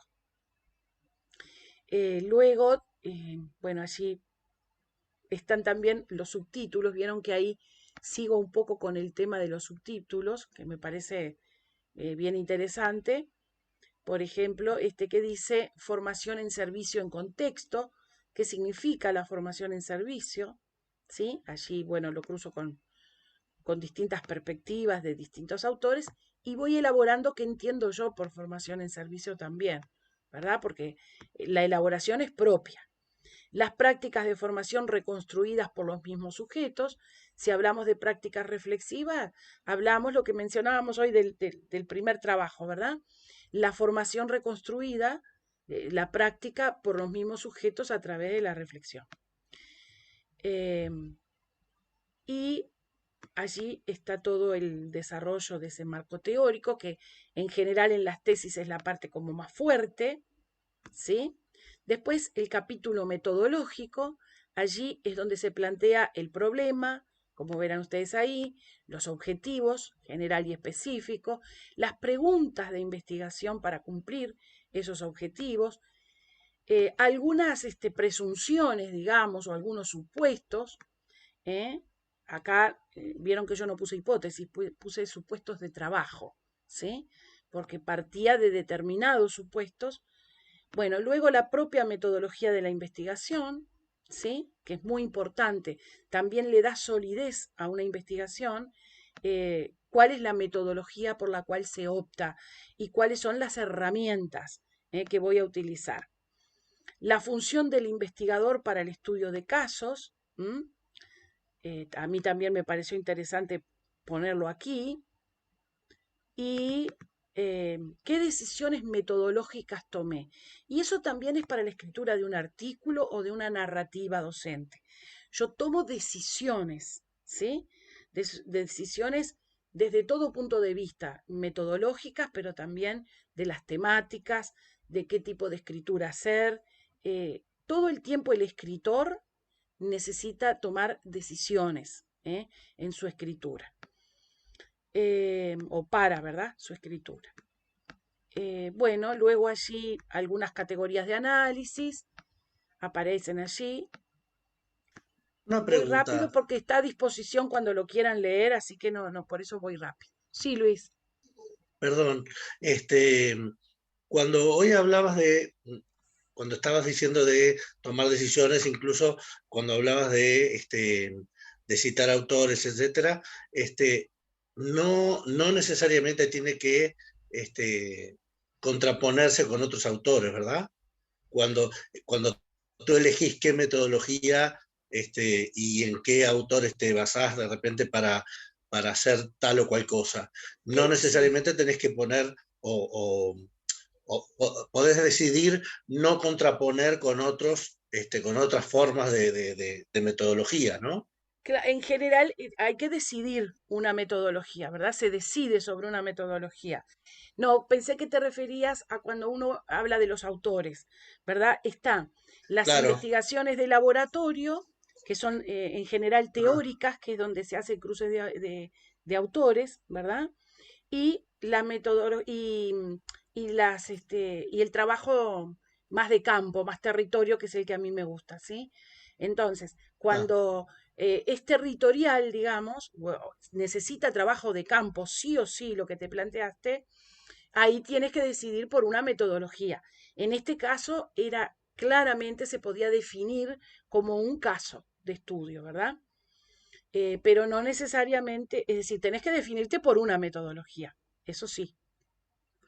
Bueno, ven acá una de las herramientas, fue el grupo de discusión, ¿sí? Las herramientas para recabar datos, ¿verdad? Entrevistas semiestructuradas a determinados, gente calificada, que yo considere calificada para esas respuestas. Y después viene el capítulo de análisis, que ese es el que da más trabajo y el más potente para una investigación.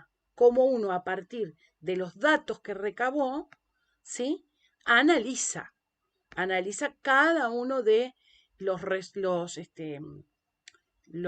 datos, los cruza, ¿verdad? Yo en este caso hice triangulación, que es un elemento que se puede hacer de metodológico, ¿verdad? Triangular los datos obtenidos con las distintas herramientas y finalmente después de ese análisis, que lleva mucho escribir, porque además ese análisis yo después lo voy articulando con los autores que trabajé, ¿verdad? Porque es como una especie de motor, como un engranaje. Yo los datos después los tengo que, de alguna manera, cruzar con los autores que sostienen mi marco teórico, ¿sí? Entonces, también observación participante.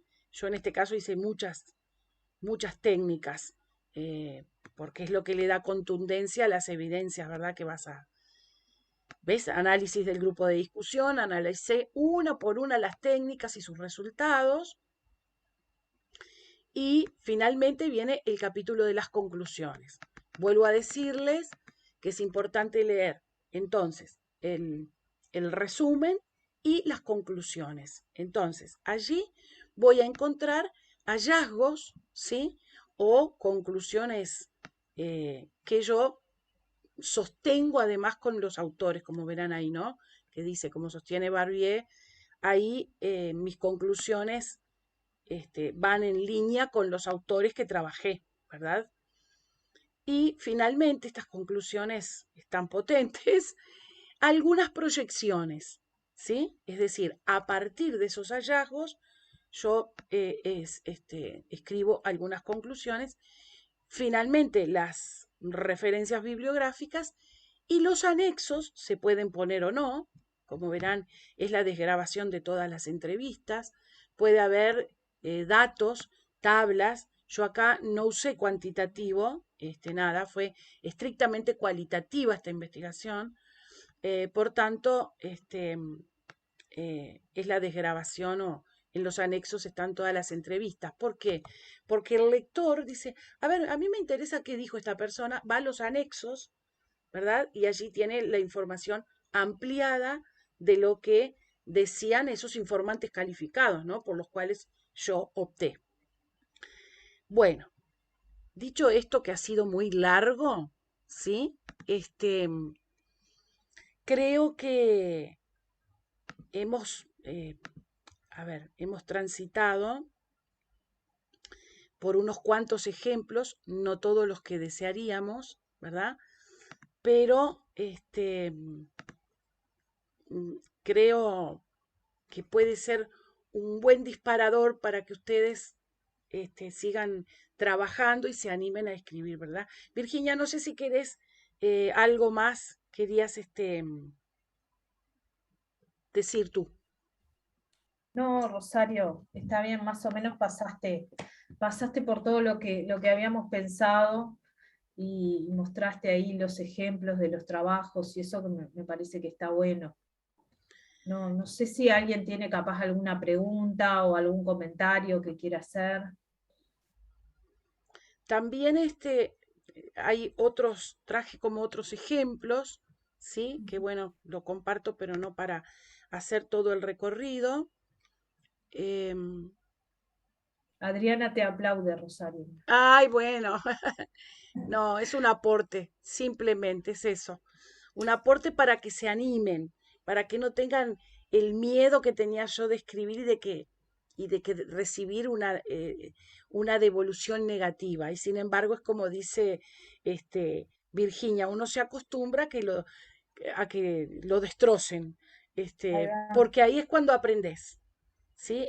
La coordinadora de pedagogía nos decía a Rubén y, y a mí que en realidad no estamos acostumbrados a que nos destrocen los trabajos y hay que aguantarse el destrozo, digamos, ¿no?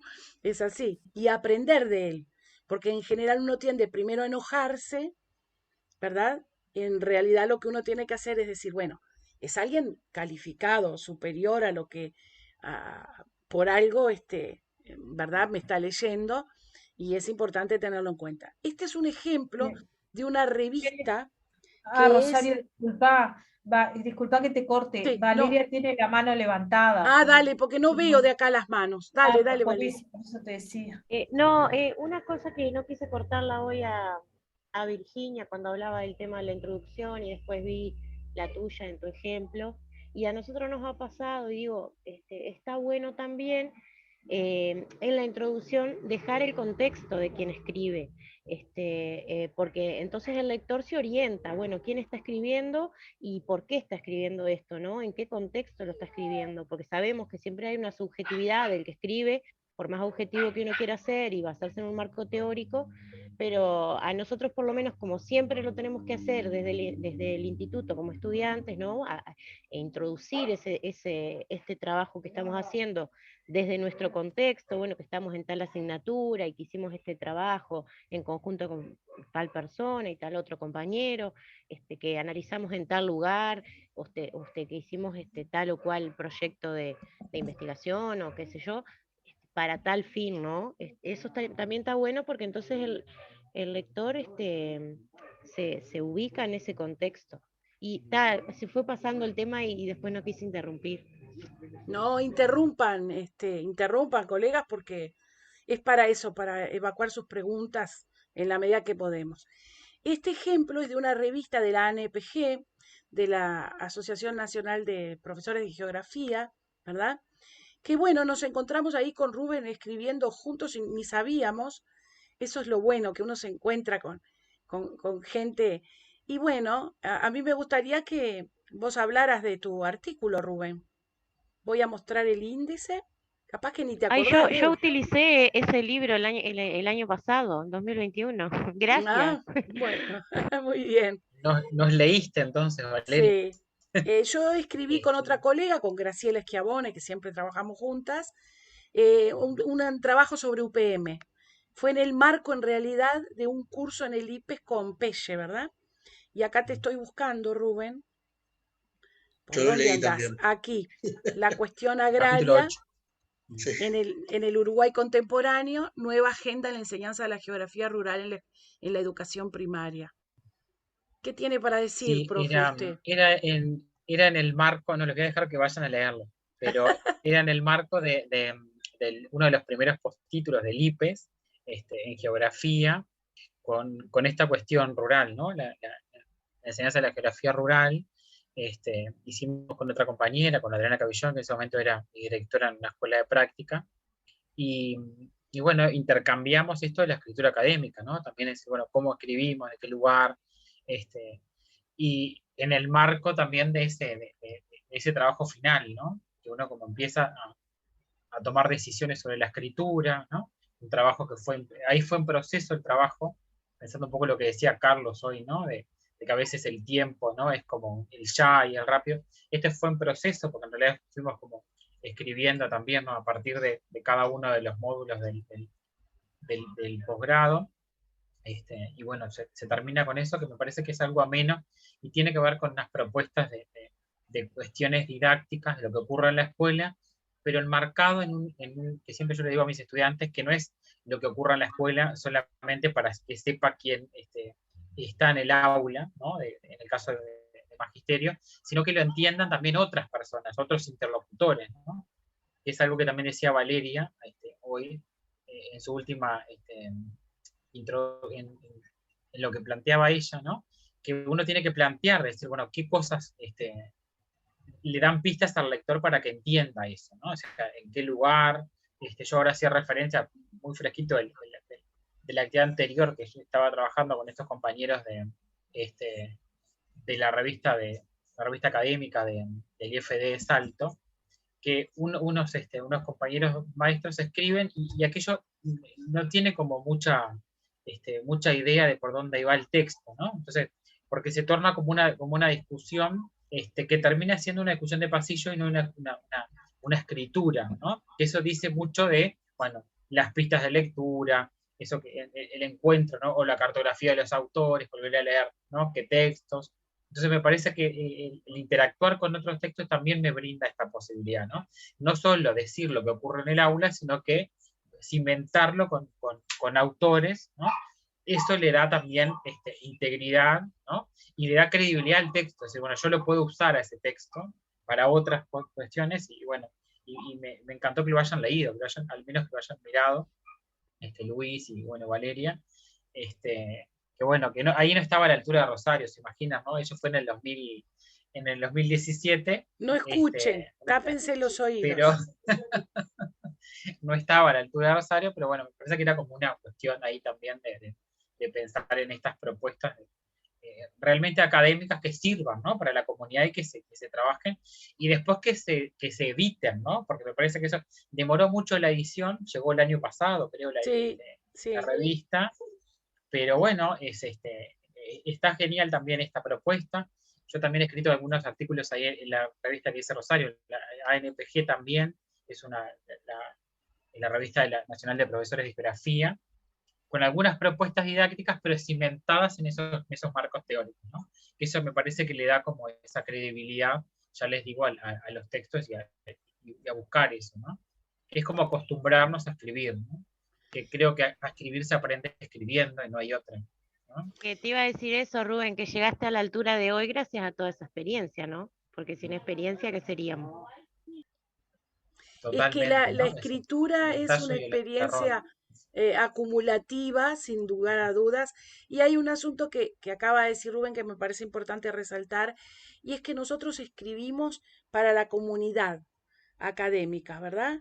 Para nuestros colegas, para nuestros estudiantes, para otras personas que ni siquiera conocemos y nos están leyendo en la web. Me han ocurrido cosas, me escribió alguien de Perú el otro día que yo no sabía que habían subido ahí la tesis, queriendo saber, entonces uno empieza a vincularse con otras personas de otros países porque leen lo que estar en la web es maravilloso para eso, para el intercambio, porque nosotros escribimos para otros, esa es la función de la escritura académica, en el caso nuestro de los docentes y de los investigadores, ¿verdad? Entonces, me parece muy importante eso, escribimos para otros y para aportar conocimiento.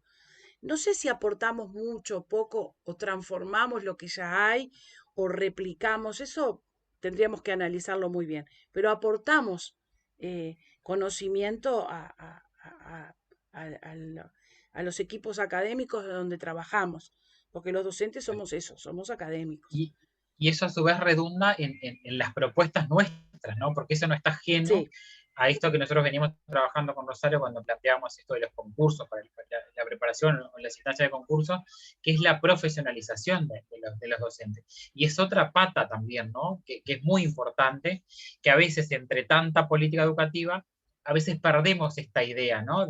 Bueno, del trabajo en el territorio, de la escritura, ¿no? Eso también redunda en quienes seguimos trabajando en el aula, ¿no?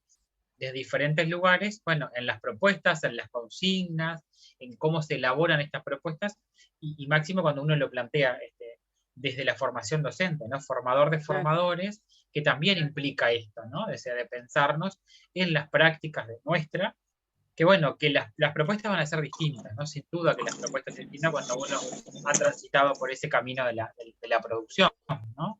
Entonces, sí, y cuanto mejor me parece que hace la...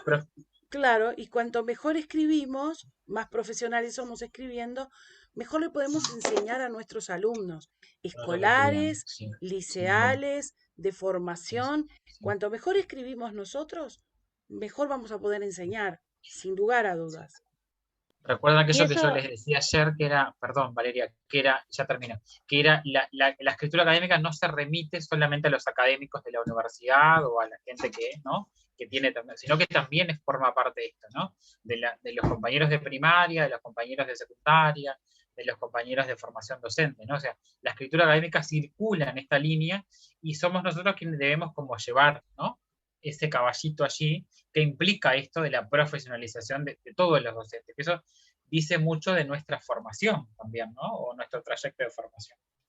Perdón, Valeria, que te corté. no, que te cortamos a vos. No, lo que yo creo como estudiante y pienso en respecto a esto que están diciendo, que me parece fundamental que exista desde los uruguayos producción. Porque, ¿qué pasa? Yo en mi proyecto de investigación de tercer año, el año pasado, el estado del arte sobre lo que yo estaba investigando, lo tuve que sacar de personas de Colombia, de personas de España, porque no encontré en nuestro país algo específico de lo que yo estaba investigando. Entonces, no es lo mismo leer a una persona, si bien todos hablamos el español con esta comunidad latina y habla hispana, no es lo mismo leer a personas que están en el mismo contexto del mismo país y de la misma zona que nosotros, a leer a personas que están en otro lugar, viviendo con otra realidad. Entonces está buenísimo esto de que todos ustedes, gracias porque estén escribiendo ahí para los que nos estamos formando, porque es un lenguaje, si bien es formal y todo lo demás, pero es mucho más entendible leer a personas que viven en el lugar donde nosotros vivimos y que qué importante es que se esté construyendo conocimiento, ¿no? Que no nos basemos solo en el marco teórico de otros lugares, que tengamos acá también. Claro, es así. Igual, cuando uno se propone un tema o un problema o algo que le interesa investigar, y uno empieza a hacer esos rastreos preliminares y no encontrás, es que es genuina, digamos, y que va a ser la primera producción de conocimiento. Eh, complejiza un poco más no tener antecedentes, pero también está bueno que tu investigación de alguna manera no los tenga o los tenga muy pocos, ¿sí? Porque la vuelve como más genuina, sin duda, ¿no? A esa producción. Bueno, colegas, nos quedan unos minutos para preguntas, inquietudes, no sé, apreciaciones, valoraciones. Acá Luis nos pone que son muy buenos los encuentros, donde se aporta y se escucha desde la horizontalidad. Bueno, es esa como la idea, sí, de que podamos construir entre todos esta comunidad que, bueno, en este caso es la comunidad de Fundades, pero que pertenecemos a una mucha más amplia que es la comunidad educativa de nuestro país, ¿verdad?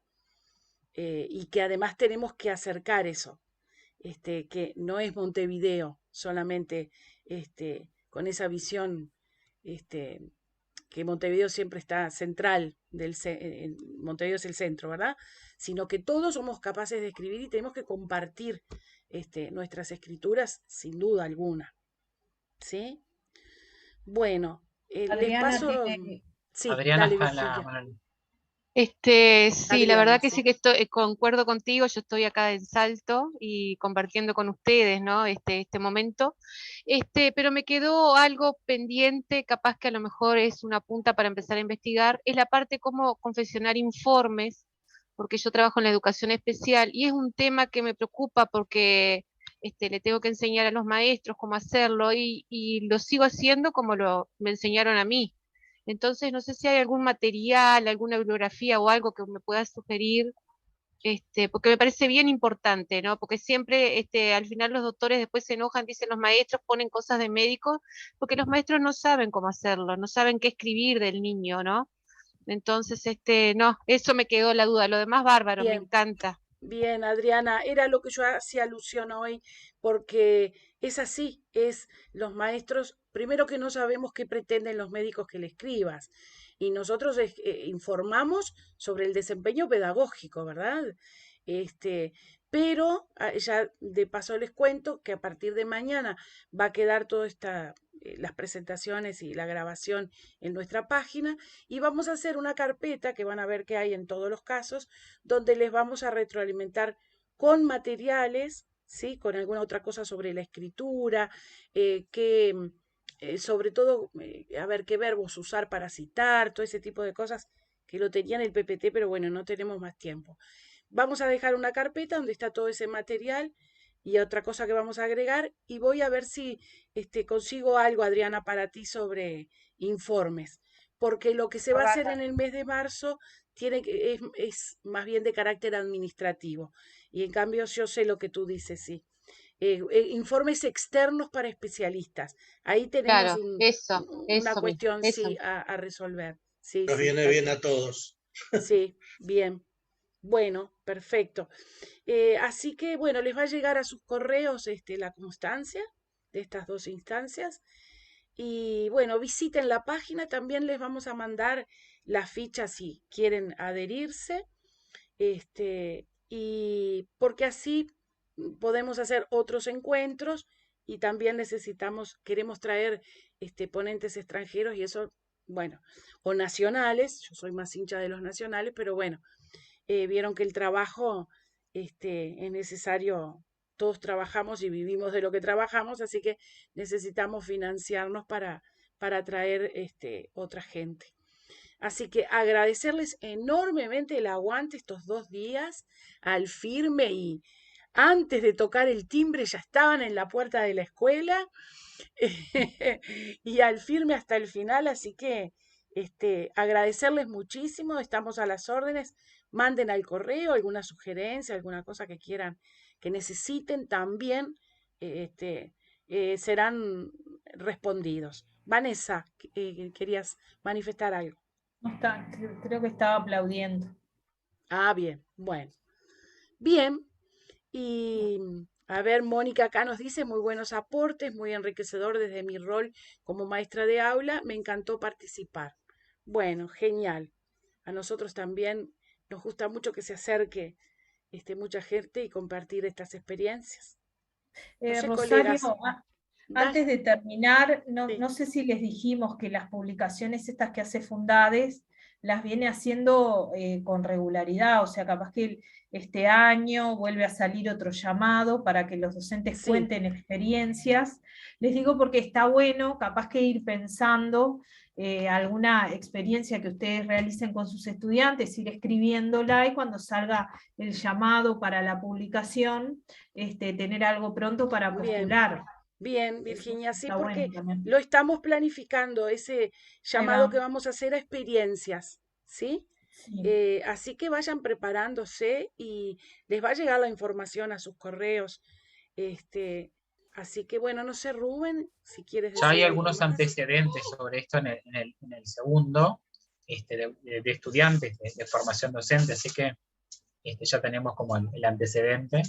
Y nada, agradecerles el tiempo, porque bueno, no es fácil estar 2 horas acá, y bueno, han sostenido esto, y nos alegramos mucho de que esto sirva también para su formación, porque creemos en esto.